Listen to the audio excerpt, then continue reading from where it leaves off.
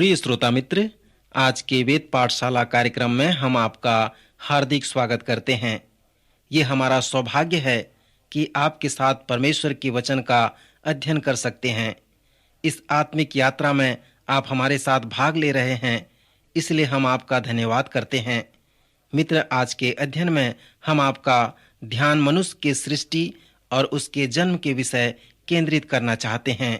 ध्यान रहे कि उत्पत्ति के पुस्तक का उद्देश्य यह है कि जैसे वह था वैसे ही आज भी हम उसे प्रस्तुत कर सकते हैं। और जैसे हम मनुष्य के जीवन के प्रारंभिक विषय पर विचार करते हैं तो हम अपने विषय में देखने पाते हैं मनुष्य के विषय में उत्पत्ति की पुस्तक क्या कहती है। और जैसे हम मनुष्य के सृष्टि के विषय अध्ययन करते हैं तो हम मनुष्य के लिए परमेश्वर के उद्देश्य के विषय क्या सीखते हैं। इस उत्पत्ति के पुस्तक में हम इसका उत्तर प्राप्त करते हैं जिसे परमेश्वर ने हमें बताया है। श्रोता मित्र, उत्पत्ति के पुस्तक में मनुष्य के सृष्टि का वर्णन है। परमेश्वर ने कहा, हम मनुष्य को अपने स्वरूप के अनुसार अपनी समानता में बनाएं और वे समुद्र की मछलियों और आकाश के पक्षियों और घरेलू पशुओं और सारी पृथ्वी पर और सब रेंगने वाले जंतुओं पर जो पृथ्वी पर रेंगते हैं अधिकार रखें। तब परमेश्वर ने मनुष्य को अपने स्वरूप के अनुसार उत्पन्न किया और नर व नारी करके उसने मनुष्यों की सृष्टि की। और परमेश्वर ने उनको आशीष दी और उनसे कहा, फूलो फलो और पृथ्वी में भर जाओ।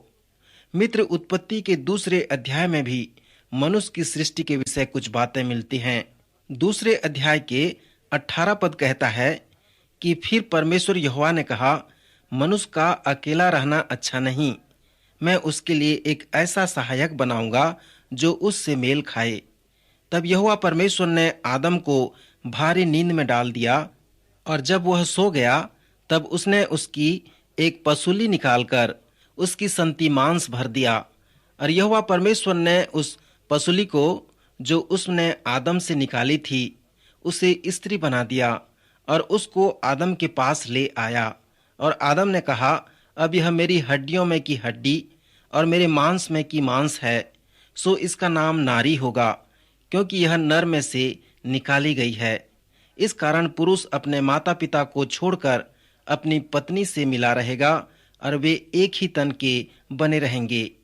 मित्र, यहाँ पर जब हम मनुष्य के सृष्टि के विषय देखते हैं कि मनुष्य की सृष्टि परमेश्वर के स्वरूप और समानता में हुई, सो इसका अर्थ क्या है। परमेश्वर आत्मा है और परमेश्वर की देह नहीं, सो यह मनुष्य के देह को इंगित नहीं करती परंतु मनुष्य के आत्मिक जीवन को इंगित करती है। प्रभु यीशु ने कहा कि जो शरीर से जन्मा है वह शरीर है, अर्थात शारीरिक जन्म हमें शारीरिक प्राणी बनाते हैं।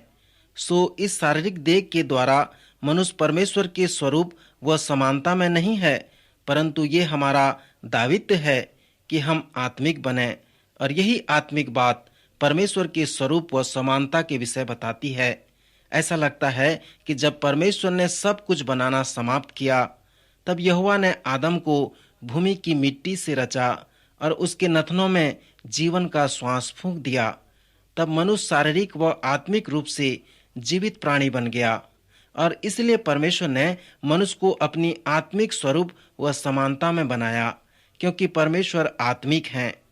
पशुओं के पास ये योग्यता नहीं, पर मनुष्यों के पास ये योग्यता है, क्योंकि मनुष्य प्रबल व आत्मिक प्राणी है। जब हम उत्पत्ति के तीसरे अध्याय में प्रवेश करेंगे तो हम देखेंगे कि मनुष्य कैसे परीक्षा में पड़ा और उसमें कैसे गिर गया।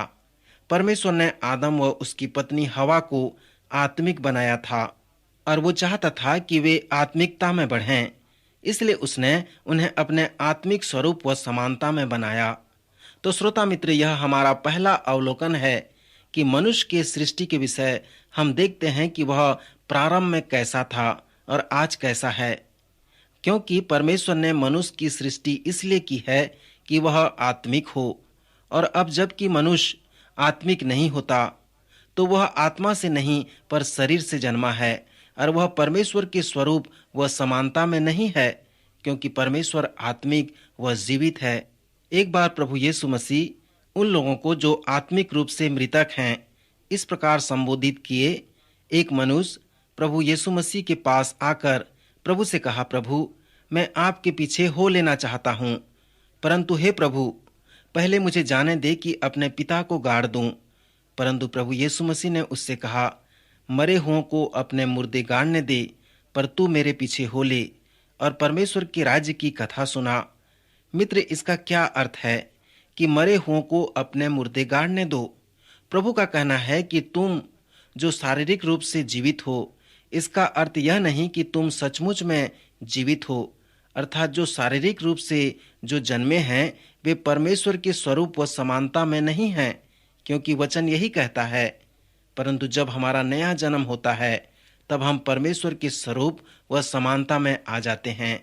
हम आत्मिक प्राणी बन जाते हैं और इसीलिए हमारा नया जन्म होना अवश्य है और परमेश्वर की सृष्टि के कार्य हमारे हृदय में होना भी अवश्य है। मेरे मित्र, मनुष्य की सृष्टि के विषय अगला अवलोकन जो हम कर सकते हैं वो है कि परमेश्वर ने मनुष्य को नर व नारी करके सृष्टि की। परंतु क्यों परमेश्वर ने पुरुष व स्त्री को बनाया?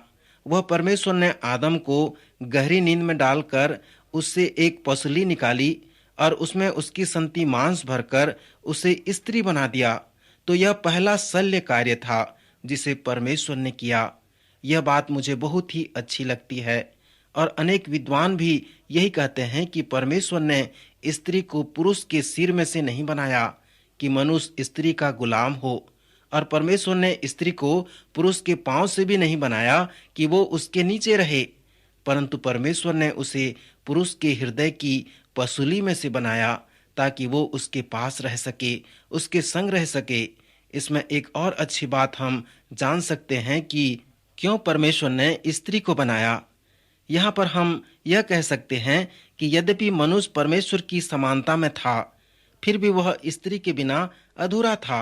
अर्थात परमेश्वर ने कहा, आदम का अकेला रहना अच्छा नहीं, मैं उसके लिए एक ऐसा सहायक बनाऊंगा जो उससे मेल खाए। सो स्त्री बनाकर परमेश्वर ने आदम के अधूरेपन को दूर कर दिया। मित्र, जब आप इब्रानी व्याकरण को देखेंगे तो आप ये पाएंगे कि जब परमेश्वर ने स्त्री व पुरुष को एक साथ जोड़ा, जिसे हम आज पवित्र विवाह कहते हैं, और स्त्री व पुरुष जो एक तन के होते हैं, इब्रानी व्याकरण के अनुसार एक संपूर्ण मनुष्य कहलाते हैं। अनेक लोग कहते हैं कि अदन की वाटिका में उन्होंने यौन संबंध द्वारा पाप किया, परंतु ऐसा नहीं है। परमेश्वर ने उन्हें पाप में पड़ने से पहले ऐसा बनाया था और परमेश्वर ने यह भी कहा था कि यह बहुत ही अच्छा है। जब उसने संसार की सारी वस्तुओं को बनाया तो उसने कहा अच्छा है, परंतु जब उसने मनुष्य और स्त्री को बनाया तो उसने कहा बहुत ही अच्छा है। यह पाप में पड़ने से पहले की बात है। परमेश्वर ने इसीलिए उन्हें एक तन किया ताकि वे एक नए जीवन का आरंभ करें, जो आज हमारे लिए एक महत्वपूर्ण जीवन का नियम है, जिसे हम एक परिवार या एक घर कह सकते हैं। यह परमेश्वर की योजना थी कि वह स्त्री व पुरुष दोनों को एक साथ जोड़े, जो माता पिता कहला सकें और अन्य लोगों को उत्पन्न करके उन्हें भी पालक बना सकें। यह प्रकृति और मनुष्य के पारिवारिक जीवन के लिए जीवन का एक महान नियम है और इस जीवन के कार्य को आगे बढ़ाने के लिए परमेश्वर को दो उपयुक्त माता पिता का चयन करना पड़ा और इन दो माता पिता का चयन करने के लिए दो उपयुक्त साथी और दो उपयुक्त लोगों को सामने आना पड़ा। परमेश्वर का वचन इस विषय पर बहुत ही गंभीरता और स्पष्ट रूप से बताती है कि कैसे एक उपयुक्त पालक, उपयुक्त लोग और उपयुक्त साथी संगी बन सकते हैं। जब हम पवित्र शास्त्र में देखते हैं तो पहला पतरस के 3 अध्याय में पति व पत्नियों के विषय बताया गया है। पत्नियों को कहा गया है कि हे पत्नियों, तुम अपने पति के अधीन रहो, इसलिए कि यदि उनमें से कोई ऐसे हों जो वचन को न मानते हों, तो भी तुम्हारे भय सहित पवित्र चाल चलन को देखकर बिना वचन के अपनी अपनी पति के चाल चलन के द्वारा खींचा जाएं। मित्र, यहाँ पर हम यह देखते हैं कि वह पति जो वचन को नहीं मानता या उस पर विश्वास नहीं करता, वो पत्नी के जीवन व चाल चलन को देखकर विश्वास में आ सकता है। यहाँ पर पतरस ये नहीं कह रहे हैं कि वो अपने पति को छोड़ दें, पर अपने जीवन व चाल चलन के द्वारा उसे मसीही विश्वास में लाएं। सो यदि आप इस पर विश्वास करते हैं तो सच में यह वास्तविक बात है। मेरे एक मित्र हैं जो मनोवैज्ञानिक हैं। वो कहते हैं कि हमारे जीवन में अनेक चिंता व निराशा के कारण इस प्रकार के होते हैं कि हमारे लक्ष्य दूसरों के कार्य पर आधारित होते हैं। उदाहरण के लिए हम चाहते हैं कि हमारे बच्चे कुछ कार्य करें और इस प्रकार उससे हमारे पूरे वर्ष का लक्ष्य होता है, परंतु हम सचमुच में उनका नियंत्रण नहीं कर पाते। और दूसरा कि मेरी पत्नी कुछ कार्य करने का लक्ष्य करती हैं, परंतु मैं उसका नियंत्रण नहीं कर पाता। सो यहाँ पर हम देखते हैं कि ऐसा विचार करना वास्तविक नहीं है और इस प्रकार से हम समस्याओं का सामना नहीं कर सकते। कई लोग सोचते हैं कि यदि वे दूसरे लोगों के साथ जुड़ते हैं तो उनके साथ साथ समस्याएं भी उनमें जुड़ जाती है। वचन कहता है कि यदि मनुष्य परमेश्वर के बनाए हुए नियम का पालन करता है और जीवन में अपने साथी का चुनाव करता है तो वह सफल होता है। पर यदि ऐसा नहीं होता तो दूसरे व्यक्ति के लिए आपको उत्तरदायित्व देने की जरूरत नहीं। और जैसे पवित्र शास्त्र न्याय के विषय बताती है कि हम न्याय के समय परमेश्वर के समक्ष एक साथ खड़े नहीं होंगे, और जब एक दिन आप परमेश्वर के समक्ष खड़े होंगे तो आपको अपने जीवन साथी के विषय उत्तर देने की आवश्यकता नहीं पड़ेगी, परंतु आपको अपने स्वयं के विषय उत्तर देना है और इस विषय में आप स्वयं अपने लिए जिम्मेदार हैं। सो मित्र, इस जीवन के नियम को केवल परमेश्वर ने ही बनाया है, जिसे हमें पालन करना है, उसका अनुसरण करना है, उसके अनुसार चलना है। मित्र, यह विषय बहुत ही आलोचनात्मक है। यहाँ पर एक बात हम देखते हैं कि बच्चे एक समय में अपने माता पिता को छोड़ देते हैं। जीवन का नियम भी यही है।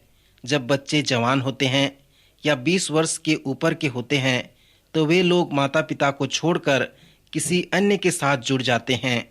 यह एक साथ नहीं होता, परंतु धीरे धीरे होता है। अर्थात जब बच्चे बड़े होते जाते हैं तो वे किसी भी समय माता पिता को छोड़कर किसी दूसरे के साथ जुड़ जाते हैं। मैं सोचता हूँ कि यहाँ पर जो महान चुनौती है वो इस प्रकार है कि एक दिन आपका बच्चा पैदा होता है, वो आपके गोद में खेलता है, पलता है, बढ़ता है, परंतु आपको ध्यान करने योग्य बात यह है कि एक दिन वह बच्चा बड़ा होता है, सड़कों पर चलता है, स्कूल एवं कॉलेज जाता है और एक दिन यह कहने लगता है कि मैं जो चाहूं वो कर सकता हूं। तब वे क्या करना चाहते हैं? एक दिन वो आपके गोद में रहता है, पलता है, उस समय आप उसे सुधार सकते हैं और अपने नियंत्रण में रख सकते हैं, परंतु जब वह बच्चा 20 वर्ष को पार करता है तब आप उसे सुधार नहीं सकते, उसे नियंत्रण में नहीं रख सकते। अर्थात आप उस बच्चे के मन परिवर्तन के लिए केवल प्रार्थना ही कर सकते हैं, जिससे उसके हृदय में परमेश्वर कार्य करे और वह आत्मिक जीवन के अर्थ को समझ सके। और जब ऐसा होगा मित्र, अर्थात आपके ही जैसे उसका भी मन परिवर्तन होगा, तब वह आत्मिक बातों को समझेगा और आपको उसे सुधारने और नियंत्रण करने की आवश्यकता नहीं होगी। जैसे हमने कहा कि उपयुक्त माता पिता अपने उपयुक्त साथी या संगी पर निर्भर करते हैं। भजन संहिता 127 में सुलेमान कहते हैं, बच्चे उस तीर के समान हैं और पालक एवं साथी उस धनुष के समान हैं। बच्चे के जीवन से जो विश्वास, भरोसा और मार्गदर्शन निकलकर बाहर आता है वो उस धनुष पर निर्भर रहता है जिन पर वे भरोसा रखते हैं। यदि आप में बुराई है जिसे आप जानते हैं और परमेश्वर ने जो जीवन का महान नियम बनाया है उसे आप तोड़ना चाहते हैं, तो आप क्या करते हैं? आप उस धनुष के धागे को काट देते हैं ताकि वो तीरें अधिक भरोसा व मार्गदर्शन के साथ बाहर न जा सकें। मित्र, आज जबकि मैं जवान लोगों के लिए कह रहा हूँ, मुझे वो कविता याद आ रहा है जिसमें कवि ने कहा है, मैं हवा में तीर चलाता हूँ जो जमीन पर गिरता है और मैं नहीं जानता हूँ कि वह कहाँ गिरता है। इसी तरह से कुछ बच्चों का जीवन बाहर आता है, उनके जीवन में भरोसा व मार्गदर्शन नहीं रहता क्योंकि वो एक अच्छे धनुष पर भरोसा नहीं रखते। इसलिए पालक एवं उनके साथी उपयुक्त होना अवश्य है। आइए मित्र, हम पुरुष व स्त्री के सहभागिता के बीच थोड़ा ध्यान करें। स्त्री व पुरुष के बीच का सहभागिता परमेश्वर के जीवन के नियम के लिए महत्वपूर्ण भाग हैं। इसलिए परमेश्वर ने उन्हें स्त्री व पुरुष करके सृष्टि की। जब स्त्री व पुरुष परमेश्वर से संबंध रखते हैं और परमेश्वर के निकट बने रहते हैं तो वे एक दूसरे के भी निकट में रहते हैं। अर्थात वचन के अनुसार यह संबंध एक तन का होता है। वे दोनों एक साथ बंधे हुए हैं और शारीरिक रूप से एक तन के हैं, एक देह के हैं। इसके अतिरिक्त वचन में हमें इस तरह से अनेक संबंधों को देख सकते हैं, क्योंकि यह बहुत ही महत्वपूर्ण है। हम वचन में देखते हैं कि इन दो लोगों के बीच का संबंध ईश्वरीय संबंध है, क्योंकि यह परमेश्वर के हृदय में से तैयार किया हुआ है। परमेश्वर ने ही इन दोनों को एक साथ बांधा है। विवाह और गृहस्थी बनाने की योजना परमेश्वर ने ही हमें सिखाया है। यह विवाह का बंधन ईश्वरीय बंधन है, क्योंकि जब परमेश्वर की नज़र में विवाह होता है तो आप कह सकते हैं परमेश्वर ने हमें एक साथ लाकर जोड़ दिया है। मेरे मित्र, परमेश्वर की नज़र में विवाह क्या है? मैं विश्वास करता हूँ कि परमेश्वर की नज़र में विवाह इस तरह का है कि जिसे परमेश्वर ने जोड़ा है उसे मनुष्य अलग न करे। विवाह परमेश्वर की नज़र में वो कार्य है जिसमें दो लोग परमेश्वर द्वारा जोड़े जाते हैं। मित्र, यदि आपका विवाह इसी तरह से हुआ है तो आप कह सकते हैं कि परमेश्वर ने हमें एक साथ जोड़ा है। नए नियम के विवरणों के अनुसार प्रभु यीशु मसीह उत्पत्ति के पुस्तक को एक कुंजी की तरह प्रस्तुत किए हैं। अर्थात विवाह ईश्वरीय बंधन है, क्योंकि परमेश्वर ने इन्हें एक साथ जोड़ा है। प्रभु यीशु ने प्रेरितों से कहा, यह बंधन आवश्यक और स्थायी है। और प्रभु ने यह भी सिखाया कि यह विवाह का बंधन अटूट बंधन है। एक प्रेरित ने कहा, यदि पुरुष का स्त्री के साथ ऐसा संबंध है तो ब्याह करना अच्छा नहीं। मुझे ऐसा लगता है कि यह वाक्य पतरस ने कहा होगा। यहाँ पर एक स्त्री के जीवन के लिए प्रेरितों का विचार बहुत ही अधिक था। प्रभु ने उसे सांत्वना नहीं दी, परंतु उसने कहा, यह वचन सब ग्रहण नहीं कर सकते, केवल वे लोग जिनको यह दान दिया गया है या जिन्हें परमेश्वर सहायता करते हैं कि वे इस विवाह के विषय को अनुभव कर सकें। यह ईश्वरीय संबंध है, क्योंकि परमेश्वर ने उन्हें एक साथ लाया है, एक साथ जोड़ा है और एक साथ रखा है। यह एक अर्थपूर्ण बंधन भी है, क्योंकि यह जीवन का नियम है जिससे मनुष्य का परिवार संसार में आता है और विकसित होकर संसार में जीवन का सामना करता है। यह पति पत्नी का एक सहयोग है कि वो परमेश्वर के साधन का एक भाग हो जाएं। जैसे आप उत्पत्ति के पुस्तक में विवाह के विषय अध्ययन कर रहे हैं तो आप ये जान पाएंगे कि यह संबंध दो अनुभूति में विशिष्ट संबंध है, क्योंकि विवाह के कारण मनुष्य अपने माता पिता से अलग होगा और जिनके साथ वह 20 से 25 वर्ष तक रहा है उनसे अलग हो जाएगा, उन्हें बहिष्कृत कर देगा और विवाह के कारण ही वो उन्हें त्याग देगा और अपनी पत्नी के साथ नए जीवन जीने की प्रतिज्ञा करेगा। और यही है परमेश्वर का उद्देश्य और आशय। राजा सुलेमान के पास 700 रानियां और 300 रखेलियां थीं, इसलिए वो विवाह के विषयों में अधिकार के साथ कहते हैं। सभोपदेशक के 4 अध्याय में उन्होंने कहा कि विवाह का बंधन परमेश्वर की नज़र में उस डोरी के समान है जो 3 तागे से बटी हो, क्योंकि वो जल्दी नहीं टूटती। मित्र, इसका अर्थ क्या है? दो लोग का बंधन अलग अलग हो सकता है, इसलिए तीसरे व्यक्ति की आवश्यकता है। सर्वप्रथम स्त्री व पुरुष को आत्मा में एक होना है, मन में एक होना है। परमेश्वर ने उन्हें शारीरिकता में एक किया है ताकि वे उस संबंध का आनंद लें। श्रोता, यहाँ परमेश्वर यह कहना चाहते हैं कि स्त्री व पुरुष आत्मा, बुद्धि, देह में एक हो जाएं। पशुओं के पास ये शारीरिक अनुभव होते हैं, परंतु वे आत्मा व ज्ञान में एक नहीं होते। मित्र, ये तो केवल पशु है, परंतु कभी कभी जब मैं स्त्री व पुरुषों का परामर्श करता हूँ, उन्हें सलाह देता हूँ, तो वे कहते हैं कि हमारा शारीरिक संबंध पशु के जैसा है।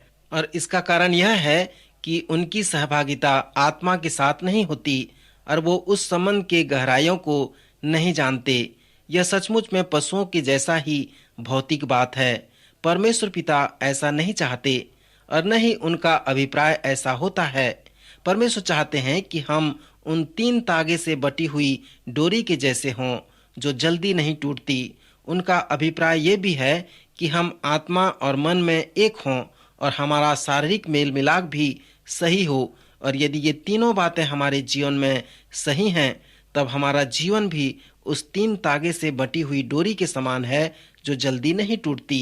इस जीवन के नियम के विषय में अंतिम बात हम उत्पत्ति के ही पुस्तक से देख सकते हैं। पवित्र शास्त्र के अनुसार परमेश्वर की सहायता के बिना आप एक उपयुक्त पालक नहीं बन सकते। भजन संहिता 127 कहता है, यदि घर को यहोवा न बनाए तो उसके बनाने वाले का परिश्रम व्यर्थ होता है। यदि नगर की रक्षा यहोवा न करे तो रखवाले का जागना व्यर्थ होता है।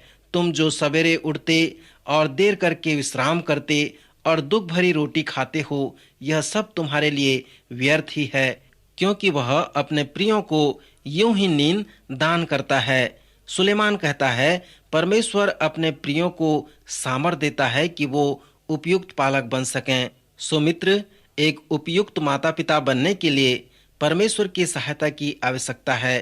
प्रभु ने भी विवाह के विषय में कहा कि जब तक परमेश्वर सहायता न करे कोई भी इसे ग्रहण नहीं कर सकता। परमेश्वर ने जो आपके विवाह के लिए उपाय किया है उसे आप तक अनुभव नहीं कर सकते जब तक आप परमेश्वर से सहायता न पालें। पुराने व नए नियम का एक मुख्य संदेश है, वो ये है कि परमेश्वर की सहायता के बिना आप एक उपयुक्त पालक नहीं बन सकते। प्रभु यीशु मसीह ने यूहन्ना के 3 अध्याय में कहा, मनुष्य केवल मनुष्य जीवन को पैदा करता है, परंतु पवित्र आत्मा स्वर्ग से नया जन्म देता है। मित्र, इस नए जन्म के विषय में आप आश्चर्य न करें, यह बाइबल का एक महान संदेश है। कैसे परमेश्वर ने मनुष्य और परमेश्वर का मेल मिलाप कराया, कैसे परमेश्वर ने सृष्टि के कार्य को किया, उसने इसे नए जन्म के द्वारा किया है। इसलिए पुराना नियम कहता है कि यीशु आने वाला है और नया नियम कहता है यीशु आ गया है। आपको नए जन्म पाने की आवश्यकता है और जब आप सृष्टि का कार्य आपके हृदय में होगा तभी आप एक उपयुक्त पालक बन सकते हैं। सो मित्र, हमने देखा कि एक उपयुक्त पालक, उपयुक्त साथी, उपयुक्त व्यक्ति बनने के लिए परमेश्वर की सहायता की आवश्यकता है। परमेश्वर पिता के निकट जाने की आवश्यकता है, तभी वो हमारे अंदर सृष्टि के कार्य करेगा और हमारा नया जन्म करेगा। प्रभु आज के वचन के द्वारा आपकी सहायता करे और आपको आशीष दे।